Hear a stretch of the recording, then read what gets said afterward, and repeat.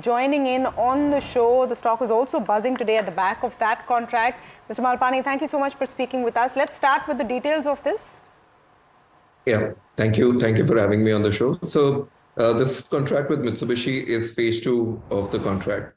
So last year we had signed, phase one of this contract, which was approximately about $75 million in November 2024.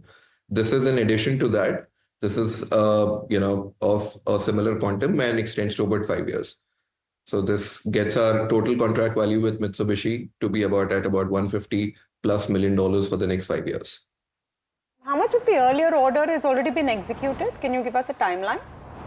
So these contracts are long-term contracts, so they have a specific delivery schedule, and so we know what parts are to be delivered which year, and based on the schedule, these contracts are going to be delivered. So this is over 5 years, and it will be done. Pretty much the schedule is with us to execute it over 5 years. So this will be completed in about 5 years. So accrual on your books, and what is the timeline of that? So we are sitting on order book of upwards of 6,000 crores right now. And the execution period for each of these contracts ranges between 3 years, 5 years to about 7 years, right? Got it. Vishnu, good morning, Neeraj here. Hi, Neeraj. Beyond these orders, I mean, there's significant stuff you're doing. 2 lean factories, I believe, inaugurated in March and April. Another one announced, I think, some inauguration in Hyderabad as well.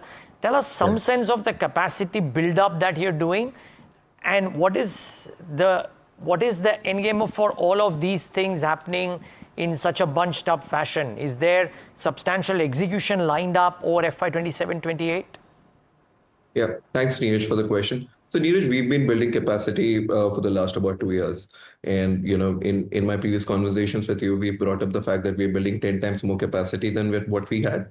So the lean announcements, the factory announcement that you see, we are now building dedicated factories for our customers. So, this contract that we signed with Mitsubishi, we had signed a phase one of this contract in November last year. Then we inaugurated a factory for Mitsubishi in the year March, and we'd given them a complete factory. And this phase two of the contract is also because of the demand that the customer is seeing, and obviously our execution capability and how we are ramping up our position. So we are looking at building 10 times capacity than what we had. So last year we ended the business with about 450 odd crores, in terms of our revenues. And from there, our guidance to the market, we've been building capacity, in a very pragmatic manner to cater to the demand that we see. So execution, you will see over the next, 2-3 years, growth will continue to be at the same rate. Okay, at the same rate. Just one more follow-up to that. Usually companies set up dedicated facilities for customers when the belief or the contract is for multiple years, right? Not just for 1 or 2 years, even if it's a lean factory. I saw something with GE as well, now Mitsubishi too. I believe you're doing with others. So what is this? I mean, do typical agreements or contracts like these are done with a period of 5-10 years in the agreed upon contract? How does it work?